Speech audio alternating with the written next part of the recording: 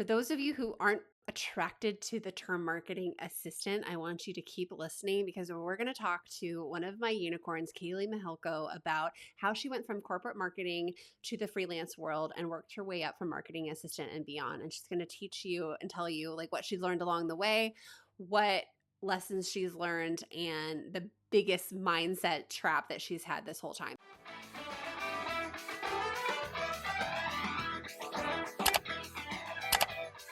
Hey, I'm Emily Reagan. I train virtual assistants how to be highly paid, highly prized marketing assistants and beyond. And here on this YouTube channel, we talk to other freelancers, we have techie trainings, and we learn about marketing services so we can increase our prices, get away from the $20 VA status, and become a marketing service provider. This could be anything from a creative specialist to a content marketer, podcast manager, affiliate manager in this marketing world. So make sure you hit subscribe to our YouTube channel so you don't miss another video. And just know that this is a clipped conversation from an episode that we've done on Unicorns Unite. You'll find the show link below. You can go listen to the full episode and dive into Kayleigh's insight. Kayleigh is a freelance content marketer who took my Unicorn Digital Marketing Assistant School in Cycle 2 so she could learn the services and build her confidence to be able to do what she did in marketing for freelance clients. She's sharing here on the show her lessons learned, her insight, and how she's doing it juggling 2 young children and caring for her father as a caregiver. Let's jump in. So let's start at the beginning. I went into corporate. I started during the Great Recession, so I did a lot of admin work before I got into the marketing side. After I had my first kid, I said I need something a little bit more flexible. I liked what I was doing, but it was never really exactly a great fit. So I need something that's flexible, but I can use my brain. And when I came across your podcast, Emily, which is how I found you, everything that you were talking about really aligned with what I wanted to do. And I had this quick background in corporate marketing, but I didn't quite know how to do that for myself online. So going into your course really gave me the most modern, all the tools I'll need to use. I knew the current lingo of this space and learn what kind of people I could work with and have that community. So that really appealed to me. So when I went into the course, the technical aspect of the course wasn't super helpful because I'm very quick at picking up technology, but all the other stuff around it, mindset, confidence, I needed really bad. So it really set me up in a good place to get this business up and running and where I am today. But tell me why you love marketing now and fill us in the services and the things you're doing now with your clients. There isn't like a typical day, but there is that consistency of drop the kids off, do a meeting or two, get any like an admin stuff out of the way, anything I need teamwork for, and then more home life stuff, and then work on social media graphics or other things. And that was the other part of the question, was what kind of work do I do? And for me, I specialize in social media, website, and SEO. So do you like the variety? I need the variety. I've come to learn that about myself. I cannot do the same thing over and over. I do like strategy. I do like website development because everyone's so different and unique. There are things that you have to have, but the rest of it, I like to be creative and diversified. What else do you love about marketing in general in this work now? It's constantly changing and upgrading. And that's another reason that, I'm glad I had the college experience, but you really don't need it. So do you need a college degree? Like, I've been asked that many times, and I wish that there was more of like an internship or apprenticeship program out there versus just a traditional college degree. But it is always changing, and that's so much fun. I did want to mention too that I have gone into job ops specifically stating, because one of the like interview type questions is, well, do you know this program, or do you know this? And what happens if this, you're a solopreneur, so what happens if this happens?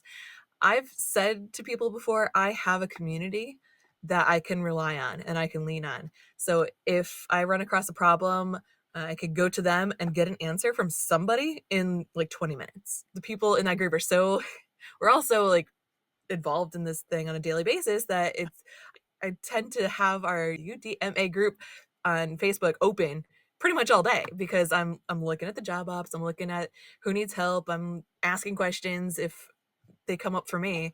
And it's just so great to have. And that's so important for clients because they just want you to figure it out. They want you Mhm, to be resourceful. They don't want you coming back with it. I don't know what to do. And they need right. that leadership, that initiative. And you get so much good insight from other people who are doing the work. Permission has come up quite a bit for me. Like if I see somebody else do it or say, "Yeah, you can do that," or "Why not do that?" or just this whole program, like being able to go in and learn digital marketing in the modern way and then be able to get clients and do these things. Like if your course didn't exist, then I don't think I would be where I am now. Where do you Yeah. think you'd be if you hadn't? What would you have done? I probably would have still been doing what I was doing 5 years ago and been stuck at $20 an hour. And what do you charge now? What are your projects and your hourly rates at? Yeah, my standard hourly rate, if I decide to just do, like, hourly things, is $45 an hour, Nice. and that's all because of this course and group, and my project rates really depend on the scope of it. Recently, I just had somebody who is a junk hauler, and he created his own website on Wix, but he needed to get traffic to his site. So I asked him a couple of questions about, did you connect it to Google? Oh, no, I didn't do that. So I went through his website and I was like, oh my goodness, there's so much I could do. So I did it in a week and I charged $1,500 just to Nice. revamp his website. No fresh content or anything. What would you say to someone who's on the fence about investing in themselves and learning marketing services in UDMA School? I can tell you from personal experience that this is one of those courses that is worth it. There are a lot of courses, like we talked about before, where you go in and you pay for it and you're like, "Ugh, why did I do this?" This is not one of those courses. So get in here, take the trainings. Like we talked about before, you don't have to take every single training. There's so much information that you, Emily, provide in the trainings. But then we also get the monthly trainings in the group. There's so much. It's constant inflow of support and knowledge and learning. It's the only course that I've ever actually taken that I'm still in like a year or two later. It's that impressive to me. I love this group and I am so glad that I took the plunge and I got off the fence because it sounds like a huge investment up front, but my business only really started picking up and going in the direction that I wanted it to after I made this investment in myself. What was the little push that made you, and why did you almost not? It was about that time that my freelance client that had turned corporate client and then let me go after finding out I was pregnant. My confidence was so shot, and I know that confidence boosting was one of the things that we would do in this program. So I almost didn't do it because it is the initial investment is a little scary when you're looking at no income. Yeah. But I made the investment because I needed to do something, and this felt like a perfect fit. I was able to do it while I was pregnant, and then I was working on my business without having to take on a ton of client work right away. I'm glad I did it. I'm glad I went through it. I'm so happy that I still have access to all of the trainings and I can go back when I need to, and that you're constantly updating it.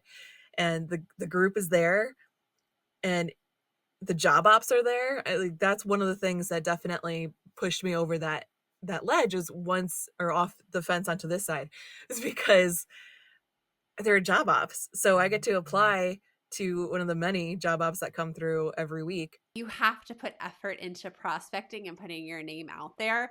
I've had a couple people recently, like clients have quit, like they've had health problems or businesses have shut down, and then all of a sudden it dries up. And if you're not putting effort into this, Mhm. it's like almost like a 3 month later effect that you experience, and then by then it's too late. So like the clients you have now is because of the work you did 2 or 3 months ago, and so you're Right. smart to be putting your name out there, getting on calls, be kind of jockeying and juggling, and you never know who they might be a no, but they might refer you. You might be in their little black book for next time. Mhm. You never really know, but it is about sometimes the discovery calls are about getting your name out there and meeting Yeah, people at the same time. yeah, and the follow-up. Yeah. I've gotten jobs actually because I put my name in there.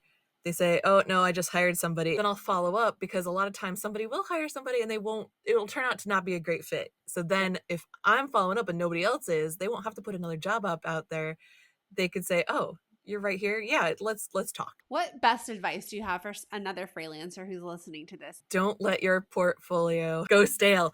Goes back to that always be applying for things, because you never know when a client might run into trouble and have to end your contract or something happens. You never know. So always be applying to jobs and always make sure that your profile, your portfolio, and your website are always up to date. What was your favorite part of UDMA school? One instance is popping out to me. There was a potential client that was turning into a client, like for sure. I was right in that like transition area, and they used Active Campaign. And I've been in Active Campaign before, but I wasn't super familiar with it. So I went back and watched the trainings on that. And she also used Kajabi. So I went back and watched the trainings on that just so that I could get it in my head of where I could go and figure things out so that they wouldn't have to ask me. Just to know that I have access to all of that stuff and I can go back and watch it. I do kind of sometimes for fun, just go back in and watch different things. What does somebody need to do inside UDMA school to be successful? Yeah, show up. And I mean that in a couple of different ways. One, show up to the trainings. I like actually go through the trainings, show up for the group, but then also show up for yourself. So make sure that you are doing the work on your website and your mindset and your marketing yourself and your networking. That's how you're going to be successful, if you show up for all parts. Oh What my you put gosh. in, you'll get out. All right, Kayleigh, it's been such a pleasure. We'll see you inside the work group. Hey, before you leave, don't forget to download my freebie. It's the marketing services and tasks that I started with when I started first freelancing back when I was a young mother and working from home. And these are the same services that a marketing assistant can offer and grow into. Now I do a lot of project work, quiz funnel work, charge several $1,000s to do the marketing work. I love it because it's creative and it's flexible. I'm not tied to a traditional office 9 to 5 hour environment. This conversation we had is a full episode over on Unicorns Unite, so you can go listen to that and dive more into how Kayleigh does the work, what she's learned about AI. She goes deep into that, why she loves marketing, so much more over on the show that you can apply to your business so you have success, especially when it comes to managing clients and keeping up with everything in this world. I also have a free Facebook group. If you're not a part of it, click below in the show notes. You can join us. We share job leads over there, insightful marketing tactics, strategies, things that will help you on your journey as you go from hourly to project rate, as you grow through the messy middle of having your own business and step into being a business owner. Maybe you're going to start an agency. Maybe you're going to dial into an elevated job title, a manager role. Maybe you're jockeying multiple clients. That free Facebook group is down below. I'd love to see you inside. And do me a favor, if you have a friend who is looking for a way to work from home, especially if she has experience in marketing like Kayleigh, a background in PR, journalism, mass communication, marketing, this would be a good freelance job for him or her to start doing from the comfort of their home, especially if they love flexible work. Especially if they're tired of the corporate environment, send them my way. I would love to help them. If you do this type of marketing work, if you're a content marketer, a social media marketer, if you know about launching, podcast, SEO, blogging, website updates, and funnels, I'd love to have you inside our community that Kayleigh was talking about, the Digital Marketers Work Group. We have monthly trainings, referrals, we have mixers, we have all kinds of fun things happening in this community to help you along your journey to becoming a premium service provider. This is the community where we refer each other, we get to tap into those job ops that Kayleigh was talking about, and carve out time to work on our own businesses. So click below, you can apply, and we'll let you know next time we open, and I'll see you in the next episode.